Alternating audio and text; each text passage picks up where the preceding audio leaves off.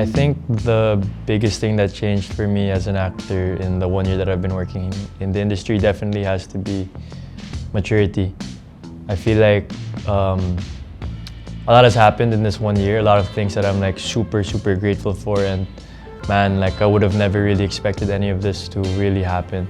I think the parts that came naturally for me would probably have to be just, I even mentioned this a while ago in the rapid fire interview, that ideally one day I'd like to learn also like how to be a DOP, because when I read these scripts, it's like I see the whole scene like happening in front of me when I read a script.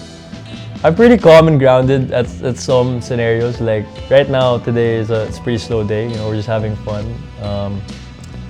But yes, there are times I have moments really like where I'm on set and I'm definitely a lot more quiet. But I also definitely have a lot more moments where I'm like loud and I'm excited and I'm making jokes and I'm laughing out loud, because I feel like being on set actually is like what calms me and grounds me. I think that's the best part about this job, is being able to act a certain emotion or feel a certain emotion without any regard, without any regrets. You know, no one's gonna judge you for giving off that emotion or that attitude or that look. You know, I think that's the beauty of the craft. So not even with like work, but like even in my day-to-day life, like faith for me is really the strongest thing, and really like my faith is what grounds me even more and what keeps me whole as a person, really.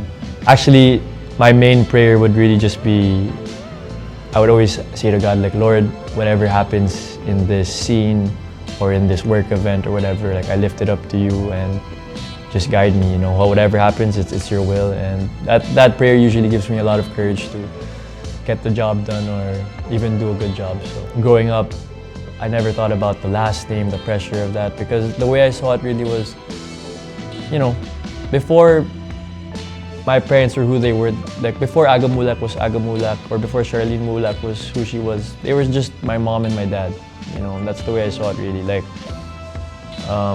I never thought of it like, oh, you know, there's pressure because the surname like this, like that. No, only as of recently, I feel like with these last few months of work, I started to realize like, oh, okay, so there is that, right? But no, at the end of the day, there's definitely is pressure, but I wouldn't say it affects me that much because they're just my parents, you know, and they raised me for who I am, and I'm so grateful for them and I love them so much. What keeps me feeling like myself? Those free time talaga is, I'd like to just spend time with my family really. And if not, then probably basketball with my friends or golf with my friends. Actually, one of the things I look forward to the most is like if I don't have any work the following day, when I get up in the morning or even when I get up at lunchtime, I'll go and have coffee with my parents downstairs, and we'll like sit and have coffee for like 3-4 hours, and we'll just talk and talk and talk. And I feel like those conversations really is what grounds me as a person, because I not only get to share about like what's going on in my life, but you know, they also get to give me some tips and some pointers and, you know, life lessons that they learned as well. It had to be acts of service, because growing up, when my mom would come home from work, or when she'd come home from an event or something, or if she went to have lunch or dinner or something, when she would come home, she would always bring something for my dad without even having him to say anything to her. Like, that for me, it was like growing up seeing that, parang I wanted that to happen to me as well.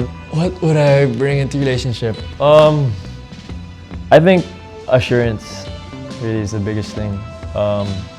I'm the type of person that will never want to like limit you, in the sense that, you know, if you have dreams or something, or if you have goals, like I'm never gonna stop you. I'm always just gonna be supportive. So really, I'm just not trying to be the type of partner that neglects emotion and care, really. I think it taught me to be thoughtful, really, of other people, people that I'm with, and not really just like romantic relationships, right? But in the sense like even my friends or my castmates, or the people I work with, like, you know, I'm really busy with work and with my career, so parang not so focused with it right now. And at the same time, I feel like I get a lot of love from my family and my friends.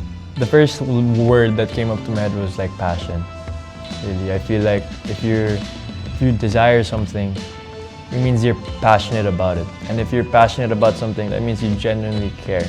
And if you genuinely care, that means you genuinely love what you're doing. And I think it's very fitting that this issue is about desire, because when it comes to my work and my career, I'm very, very committed in the sense that I give everything. Like, when it comes to effort and the work I have to put in, on set or off set, I'm always trying my hardest, and I'm giving it all that I can, really. I'm most protective about, yeah, definitely is my private life, really. I feel like growing up, my parents did a great job of, I guess, they tried their best to give us this private life that they made sure we would still enjoy, you know, like a regular person, and we still do talaga. So I think really just, I got one answer for that. It's really the script.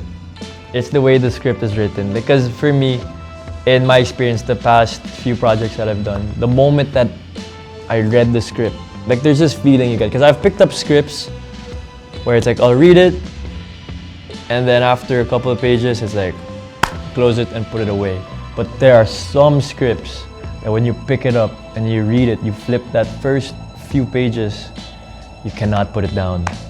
And those for me are like the biggest, that for me is like the biggest telltale, like, oh, this is something. And I really feel like the projects you pick, really, it really depends on what gives you the best feeling, right? When you read that script and you finish that story, what did it feel? If it felt good, then most likely it's probably a good project. But halimbawa, if you read the script and you find yourself bored, like 25% in of the script, and you find it boring, then maybe it's not for you. In the next few years down the line, I'd really just want to be known as, you know, if I could touch lives with the projects I do, if I can make people happy, then that would make me the happiest. Because that's really, that was my goal from the very start, was really to get people to just enjoy and smile and maybe inspire or be a blessing to other people's lives. That doesn't just mean like being nice to everyone, but it's like, you know, I want that feeling that when I come into the room, they're happy, you know, and they appreciate my presence, and you know, everything is good. So just really, my goal really is just to be larger than life and be positive in any way I can.